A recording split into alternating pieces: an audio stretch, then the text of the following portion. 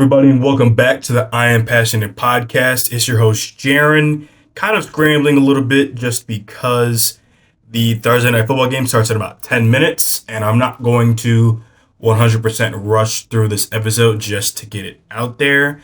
I'm going to, speak, I'm not just going to say like a one-word thing, but also I just want to let you all know that, my YouTube channel, I also post content on my YouTube channel.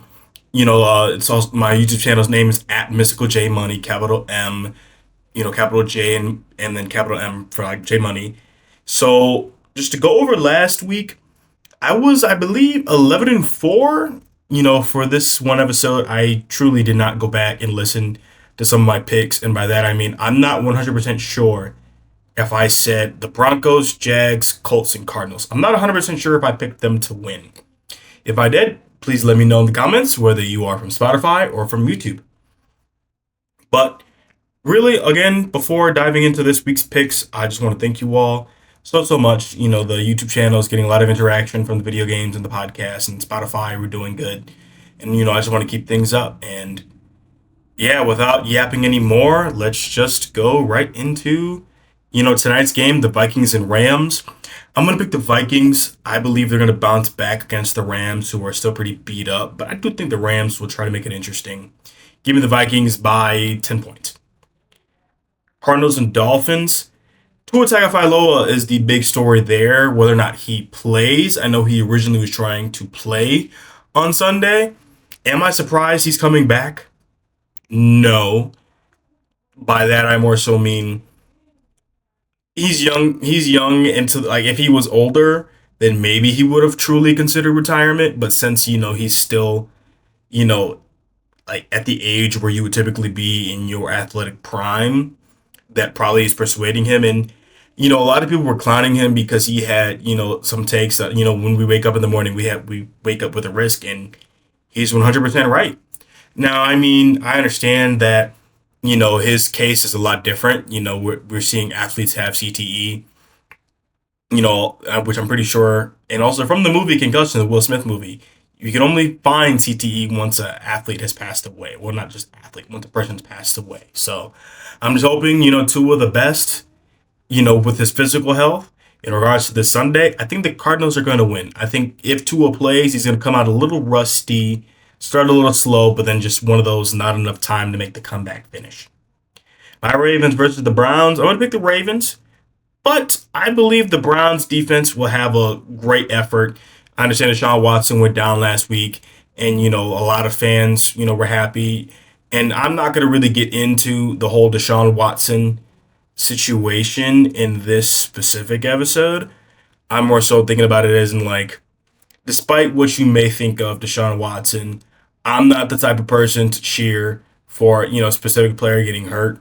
And not all athletes are good people. I'm not saying all athletes are, what Deshaun Watson has been accused of, on about 30 counts. Not all athletes are noble citizens, but not all athletes are a-holes. That is what I will leave that at as the gist of my opinion.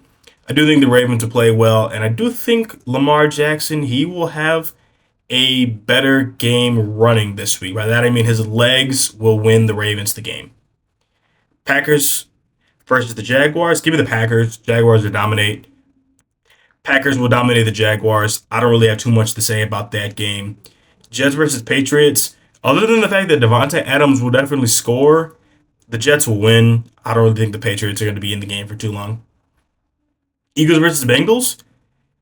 I don't know if this will be considered an upset, but give me the Bengals. I think this game will be really, really close, if not the closest game of the week. Or I feel like it'll have an upsetting ending. By that I mean Joe Burrow or Jalen Hurts will have one more chance if their defense gets a stop, and then their defense won't get a stop. Give me the Bengals. Also, give me Jamar Chase to have 100 yards.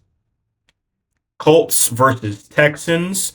Week 1, they had a great game, and it was Anthony Richardson's best game of the year. And by my understanding, he played last week because I saw the interview he had with the sideline reporter that he had cut off his locks, just to start fresh. So I think the Texans will also get the win because, they beat them first round of the season. I think Stroud will bounce back because he did not play very well against the Packers. And it wasn't even all just on him.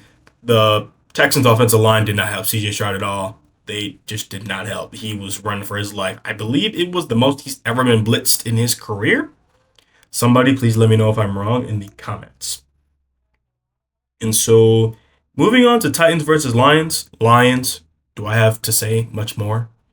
Jared Goff has been playing. He is the number 2 MVP candidate, you know, behind Lamar Jackson. And even trying to take my bias out of it, a lot of people seem to think that Lamar Jackson is the clear-cut MVP favorite as of right now. But I really think that Jared Goff, he's got to be in the conversation. I really think he's got to be in the top 3. I mean, his last 3 games, I think he was like 58 for 68, then his yards. He's only thrown 10 incompletions, and I believe the Lions have had more punts than he's had incompletions in the last 3 games. That is insane. Give me the Lions. Jared Goff will have another great game. Moving on to the Falcons versus the Bucks. Give me the Falcons. Tampa had too many injuries in this past game.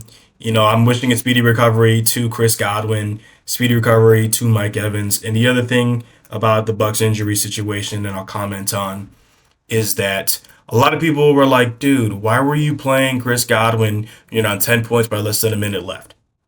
Now, I understand that the Ravens game, it was 41-31, but the score was closer than it seemed. But I'm not going to mess around here and say that the Buccaneers were completely out of it, because they showed a graphic before the Ravens recovered their onside kick against the Bucks the second time around that the Ravens they're 2 for 3 for recovering actually no, they're 2 for 4 now. 2 for 4 when recovering onside kicks. The rest of the league is like 0 for 15. Who's to say that the Bucks couldn't have gotten about 20 more yards and then kicked a field goal, then got another onside kick and potentially go down the field and maybe even win the game? Now, was it likely based off of how the game was going? I'll say no, but it is certainly possible. It's one of those, it's possible, but it's not probable situations. And so moving on to the Saints versus Chargers, give me the Chargers. I think the Chargers will play better offensively. They didn't put up a single touchdown against, the Cardinals. And, I'm starting to think Justin Herbert and Chargers fans are realizing that it's like, hey, this is what Lamar Jackson was dealing with. Even though that, I feel like Led McConkey, I believe that's his name, how you say it. I feel like he'll come along really, really well. I really like his game. But give me the Chargers. I don't think the Saints will. I think the Saints will put up their best fight since, they last beat the Cowboys, but I don't see them winning. Bills versus Seattle. Give me the Bills. I see the Bills struggling a little bit early, maybe a couple of early Josh Allen turnovers. But then I see them getting a second half comeback. Give me the Bills in arguably the game of the week, if it is not the official game of the week. My game of the week is Bears versus Commanders, only if Jaden Daniels plays. I'm not 100% sure how his rib injury had went, and he had got that early last week against the Panthers. I'm hoping Jaden Daniels plays because I think that this will be the best game out of all of them. I do think the Bears defense has enough to slow down Jaden Daniels to the point where it might feel similar for Jaden Daniels like when they played the Ravens, where Jaden Daniels played well against the Ravens, but he didn't play as electric as, the other teams prior. Give me the Bears. No matter what, but if Jaden Daniels plays, I see it being a field goal game, if not overtime. So give me the Bears. Chiefs versus Raiders. Give me the Chiefs. DeAndre Hopkins is going to scare NFL fans with a vintage performance. And, the Chiefs always find a way to just win with the players they have. And, they're just going to keep doing it. And so if the Chiefs get, for half of the games that from now until, say, the Super Bowl, if the Chiefs get vintage DeAndre Hopkins or at least some form of that, we'll at least say over 50% of the time, I think the Chiefs will repeat. Yes, even over my Ravens, even though the Ravens and Lions, they're my picks to beat the Chiefs, whether it be the Lions in the Super Bowl against the Chiefs or the Ravens knocking them out and say like the AFC Championship. But moving forward to the Panthers and Broncos, give me the Broncos. I heard from my friend Kevin that Bryce Young will be playing again this week, and I had heard that Andy Dalton had gotten into a car accident earlier in the week, so maybe that has a partial play to do with it. I do think the Broncos are going to win this game, but I do think Bryce Young will have his best game of this season, maybe even of his young career. I'm hoping Bryce Young works out. I'm hoping it. And also, his name is in tons of trade rumors. I mean, thinking about trade rumors, and like, what would you have to offer to get Bryce Young? I mean, he's a former number one overall pick. He's a Heisman winner. I believe he's a Heisman winner. I mean, based off of his NFL play, I don't really think the Panthers could get a first round pick for him, even despite, his college reputation, him being a number one overall pick. I think at best they'd get a third or fourth round for him. I think the Panthers, they might jump the gun at a quick trade just to get some draft capital. But I do not think they should move on from Bryce Young whatsoever. If they move on from Bryce Young, I think they're going to continue to set their franchise back. So, last two games, Sunday Night Football, Cowboys versus 49ers. I'm picking the 49ers simply just because I don't trust the Cowboys. A lot of people in my life are talking about, how they're tired of seeing the Cowboys on primetime in big games. Can't say I blame them, but I don't really trust them. And also, the Thursday Night Football game just probably got kicked off. I got the NFL Plus notification. And yeah, we kind of did speed run through some of these games, which, next week I'm going to be on top of things a little bit better and, go a little bit more in depth, because my last few episodes, maybe I have been speaking a little quicker than normal, but also I'm not trying to, as alone as often, make a 30-minute, video with like my commentary. And so going on to Giants versus Steelers, give me the Steelers. Russell Wilson, I actually did not watch their whole game against the Jets, simply just because I'm just now getting over, my sinuses. I get bad sinus infections. I don't have a sinus infection, but my allergies bother me a lot. And so basically, when I was I watched the first half of the Jets and Steelers, and I'm like, Russell Wilson's not impressing me, but it's been almost a year since he had last played. But then, unfortunately, I had fallen asleep. My allergies, doing the things that they do, knocked me out. And then when I woke up, game was over. Russell Wilson and the Steelers put up 37 points. So, yeah, I think the Steelers will have some similar success against the Giants, but I think the Giants will at least make it a little bit more competitive early.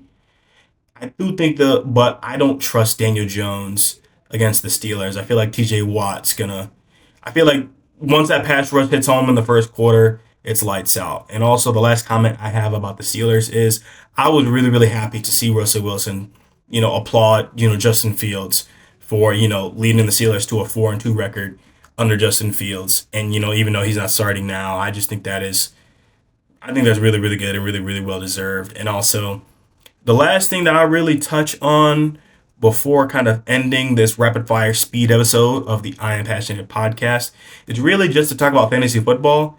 My seasons are cooked. I'm 1-6 in both, but hey, I was 0-6. I finally 1-1. And so I'm looking to just end people's seasons. Mathematically, am I out of it? Not at all. Not at all. But I am going to try and basically ruin somebody's playoff hopes.